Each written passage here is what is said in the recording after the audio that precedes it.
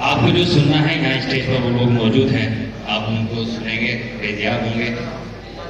मैं सिर्फ इशारों में आपसे बात करूंगा। आप मुझे मालूम है दानिश्वर है, अहले इल्म है, आप इशारे समझ जाएंगे, क्योंकि मैं बोलूंगा तो बात बहुत दूर तक जाएगी। इसलिए मैं सिर्फ इशारों में करूंगा बात कि पहले तालीम से तुम मोड़ दिए जाओगे। सिर्फ इशारा करूंगा एक कि पहले तालीम से तुम मोड़ दिए जाओगे, फिर किसी जुर्म में जोड़ दिए जाओगे। बहुत अच्छे, बहुत खूब तर्जुमा। इशारा, पहले तालीम से तुम मोड़ दिए जाओगे, फिर किसी जुर्म में तुम जोड़ दिए जाओगे। हाथ से हाथ की जंजीर बनाकर निकलो, हाथ से हाथ की जंजीर बनाकर निकलो, वरना धागे की तरह तोड़ दिए जाओगे। बेशक बेशक बेशक। ये एक मैंने आपको इशारा दिया। आपको मालूम है ईगल क्या होता है? बाज जिसे हम लोग बोलते हैं। 40 साल तक वो अपना शिकार करता है ऊपर आसमान से। उसका एक टारगेट होता है, वो उसी टारगेट पे जाता है, उसे पकड़ता है 40 साल तक। 40 साल के बाद उसकी चोंच बढ़ जाती है, पंजे बढ़ जाते हैं, पर बढ़ जाते हैं, वो शिकार नहीं कर पाता। अगर वो हमारी तरह होता तो कहीं भी बैठकर अपना वक्त पूरा कर देता। लेकिन अल्लाह ने उसे एक सलाहियत दी है, और हर इंसान को अल्लाह ने कुछ ना कुछ सलाहियत, कुछ ना कुछ क्वालिटी दी है। बस इंसान को उसे पहचानने की जरूरत है। तो वो ईगल ऊंची चोटी पर जाकर बैठता है और अपनी चोंच को उस चोटी पर रगड़ता है, तब तक जब तक उसकी चोंच टूट नहीं जाती। उसके बाद वो अपने पंजों को रगड़ता है, तब तक जब तक उसके पंजे टूट नहीं जाते, छोटे नहीं हो जाते। और जब उसकी चोंच निकल आती है, उसके बाद वो अपने फरों को नोचता है। सोचो इस सारी चीजों से कितनी तकलीफ होती होगी। लेकिन वो ये सब जब करता है, उसको कम से कम 6-7 महीनों से लग जाते हैं इस पूरी प्रक्रिया में। और जब उसकी चोंच भी टूट जाती है, उसके पर भी टूट जाते हैं, उसके पंजे भी टूट जाते हैं, उसके बाद जब उसकी नई पर, नई चोंच और नए पंजे निकलते हैं, फिर वो नया ईगल बनकर तैयार होता है, और फिर वो 30 साल तक अपना शिकार दोबारा करता है। ये आपके ऊपर है कि आज आप अगर अपनी लाइफ को कंफर्टेबल करते हैं तो आने वाली आपकी लाइफ अनकंफर्टेबल हो जाएगी। और अगर आप आज अपनी जिंदगी को अनकंफर्टेबल करते हैं तो मैं यकीन के साथ कहता हूं कि आपकी आने वाली नस्लों की लाइफ कंफर्टेबल हो जाएगी। देखिए, मेरा ताल्लुक खानवादा शेखुल हिंद से है, लेकिन वो एक आसमान है, अर्श है, मैं एक खाक हूं। आप लोगों के ऊपर एक जिम्मेदारी है। आप यहां पर ज्यादातर स्टूडेंट बैठे हैं, मैं एक सवाल करके जाना चाहूंगा। आप मुझे सिर्फ इतना बताइए, एतमाद में और तकब्बुर में क्या फर्क है? कोई भी एक स्टूडेंट बता दे मुझे। एतमाद में, यकीन में, घमंड, तकब्बुर में क्या फर्क है? बता सकता है कोई?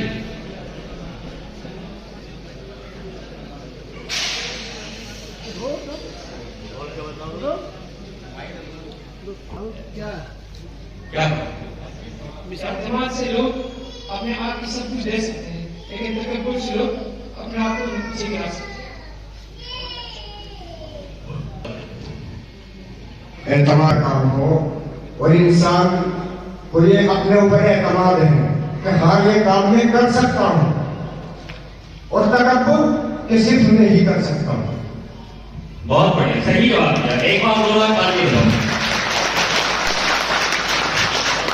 यही बस इतना सा फर्क है। ये मेरा यकीन है, एतमाद है, और मेरे अलावा ये काम कोई कर ही नहीं सकता, ये घमंड है। बस हमें अपनी जिंदगी इसी में गुजारनी है। और मेरा बहुत सारे मदरसों में जाना होता है, लेकिन मौलाना सालिम साहब के यहाँ आकर, मैं पिछला मेरा एक प्रोग्राम होता, उस प्रोग्राम में मैं पहली बार इनके यहाँ आया था। मैंने इनका नाम बहुत सुना था कि ये बहुत अच्छे मुतब्बिर हैं, वो मैंने अल्हम्दुलिल्लाह देख भी लिया। क्षेत्र के, क्योंकि रहने का मौका मिला। देवल की वो धरती है जहां का जितना भी सच है किसी दुनिया के सामने छिपा नहीं है, क्योंकि ये वही क्षेत्र है जहां के 55,000 उलेमाओं ने अपने देश की आन बान शान के लिए अपनी कुर्बानी दी और इस देश में एकता और भाईचारे का संदेश जो जाता है इस धरती की सुंदर प्रगति आप लोगों के द्वारा दी जाती है। मैं धन्यवाद देना चाहूंगा दारुल अशरफिया को कि उन्होंने जाति धर्म से ऊपर उठकर इंसानियत का परिचय देते हुए आप सब लोगों के बीच में हमें जिस तरह से पेश किया है, शायद ही हम आप सबका प्यार जितना यहाँ पर मिला है और पहले देवल अशरफिया मदरसे में मिला है, शायद जीवन भर हम भूल ना पाए। और हम तो यही आप लोगों से उम्मीद करेंगे कि हमेशा कभी भी इस तरह के आयोजन होंगे तो हम उसमें बढ़ चढ़ कर हिस्सा लेंगे और अपने साथ उनको भी लेके आएंगे जो ये कहते हैं कि मदरसे में सिर्फ एक मजहब की पढ़ाई होती है, इसके अलावा कोई पढ़ाई नहीं होती है। हम आप लोगों के बीच में आए तो तभी हमें देखने को मिला कि यहाँ पर मजहबी तालीम के साथ साथ दुनिया तालीम भी दी जाती है और कहीं ना कहीं इसका श्रेय आज यहाँ पर देखने को मिल रहा है, जहाँ पर 125 विद्यार्थियों ने अपने जीवन का जो मुख्य पड़ाव है जो पढ़ाई से पूरा होता है, क्योंकि मनुष्य बिना पढ़ाई के अधूरा होता है, बिना पढ़ाई के मनुष्य एक जानवर और एक पशु की तरह होता है। तो ये मदरसे का जो पैगाम आप लोगों के माध्यम से जाएगा उसके लिए हम अपने स्तर से भी और सभी के माध्यम से स्तर से भी इस मंच की सराहना भी करेंगे और इस देश के सामने एक सुंदर सच भी दिखाएंगे। ज्यादा ना बोलते हुए अपनी वाणी को विराम देते हुए इस आयोजन से हटकर मैं 2 लाइन जरूर बोलूंगा, शायद आपको पसंद आए, अगर पसंद आए तो मुझे क्षमा भी कर देना। हिंदू धर्म से नफरत करो ये कुरान नहीं सिखाता है, हिंदुस्तान की मस्जिदें तोड़ो ये प्रभु श्री राम नहीं कहते हैं,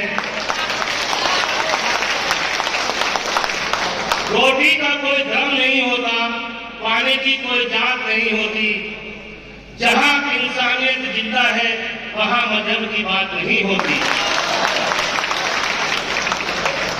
किसी को लगता है कि हिंदू धर्म खतरे में है, किसी को लगता है कि मुसलमान खतरे में है।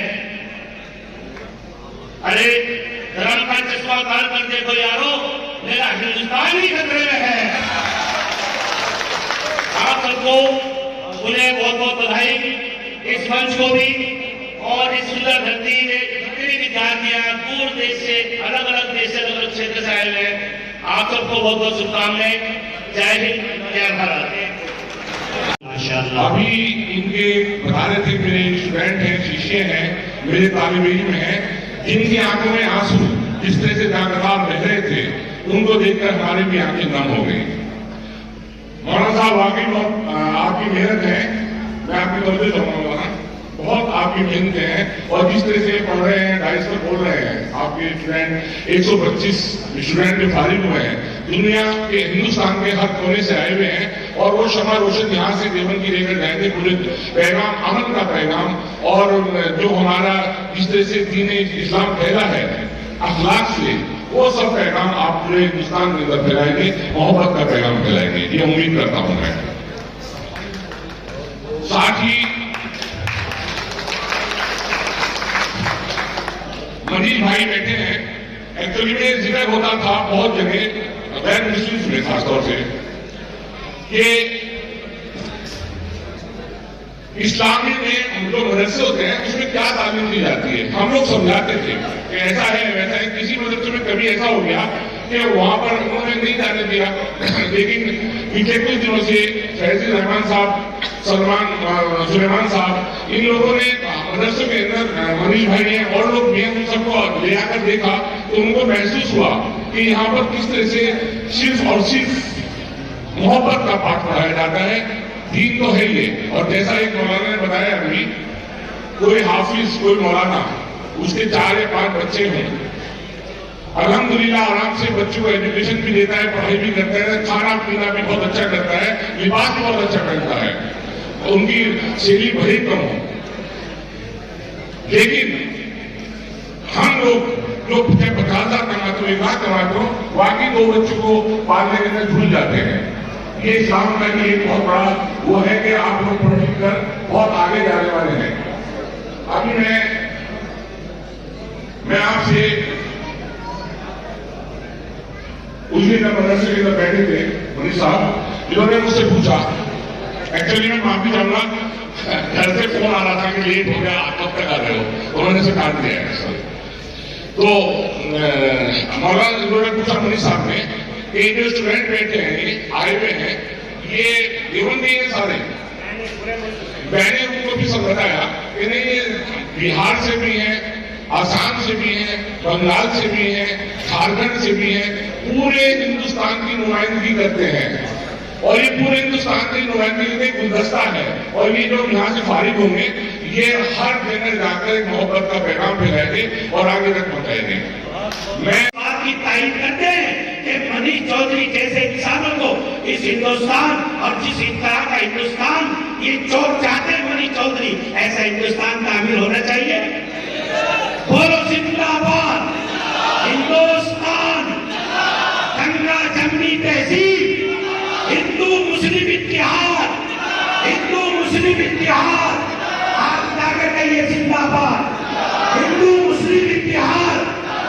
नफरत का मुंह काला हो, नफरत का मुंह मोहब्बत का उजाला हो, मोहब्बत का, नफरत का मुंह काला हो, काला हो। ये सबक दिया है जनाब मनीष चौधरी साहब ने। मैं बहुत धन्यवाद करता हूँ। इस अंदाज के लोगों की जरूरत है और ऐसे प्लेटफॉर्म और ऐसे स्टेज को साझा कर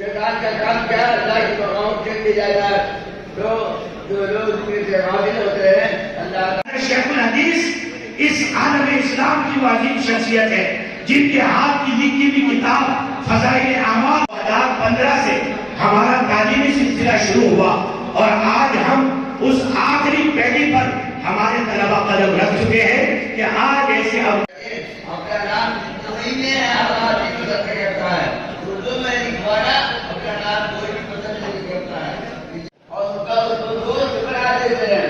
और तारीख शैतान है, शैतान दोस्त बनेगा तो शैतान के साथ बुराई के नाम हदीस तलबा जिन्हें इजाजत हदीस हमारे अंदर शेख उस्तादुल उलमा हमारे कुलूब की निस्बतों के तार जनाब रसूलुल्लाह सल्लल्लाहु अलैहि वसल्लम के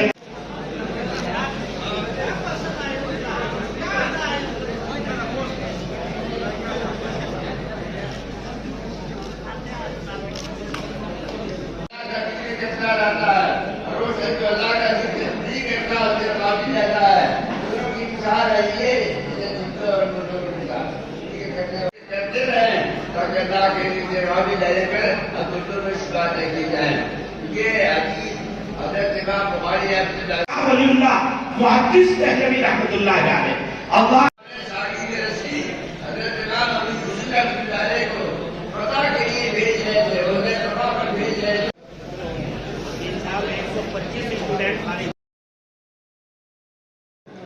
जी मनीष भाई आज प्रोग्राम में आए हैं, इस तरह का प्रोग्राम में ये मान्यवर बड़ा ही जैसे नीचे कले जाए नीचे मुंह मारे क्योंकि देवबंद की धरती वो धरती है जहाँ पर इस हिंदुस्तान को साथ बचाने के लिए 55,000 उलेमाओं ने अपनी जान न्यौछावर की और अंग्रेजों से डटकर मुकाबला किया। आज यही संदेश इस धरती की, ये जो कि हमारे देवबंद की ज़मीन है, यहाँ पर 125 जो स्टूडेंट हैं उन्होंने अपनी पढ़ाई पूरी की है, इस्लामिक PhD की है। और ये वो चमन है इस हिंदुस्तान के जो हर मुल्क में हर जगह जाकर अपने इस जितने भी पढ़ाई आज इन्होंने इस मंच से इस्लामिया मदरसा जो कि दारुल अशरफ में है, बहुत अच्छा पढ़ाई का जो इन्होंने प्रकाश अपने गुरुओं से सीखा है, इस हिंदुस्तान के हर एक कोने में जाकर उसको अपने स्तर से इंसानियत का पैगाम देंगे। और जो आज देखने को मिल रहा है कि इस मंच पर हिंदू मुस्लिम की एक मिसाल जो पेश की जा रही है, इसमें हम धन्यवाद देते हैं अपने मौलाना हम्माद जी को, क्योंकि उन्होंने सबसे पहले जाति धर्म ऊपर मजहब से उठकर अपना इंसानियत का पैगाम दिया है। और इस मंच पर बैठाकर हमारे बीच के सभी उलेमा जो कि इस धरती के पुराने जिन्होंने 55,000 जो भी उलेमाओं ने अपने हाथ से और अपने तन मन धन से इस देश की सेवा की और रक्षा की, हम धन्यवाद देते हैं। और अपने आप को इतना गर्व महसूस कर रहे हैं कि इस भारत देश में जैसा कि बताया जाता है कि मदरसों के अंदर इस तरह की पढ़ाई अलग कराई जाती है, लेकिन यहाँ पर इंसानियत के साथ साथ दीनी तालीम के साथ साथ हिंदुस्तानी तालीम भी दी जाती है। हम अपनी ओर से इनको शुभकामनाएं और धन्यवाद देते हैं और आशा करते हैं कि भविष्य में भी इस तरह के अगर आयोजन होते हैं तो उसमें बढ़ चढ़ कर हिस्सा हमारी टीम के साथ पूरे मुल्क में एक पैगाम देने का कार्य करेगी, ताकि इन मुस्लिम भाइयों के साथ हमेशा बढ़ चढ़ कर आगे रहे। जय। क्या कहेंगे आज प्रोग्राम को लेकर?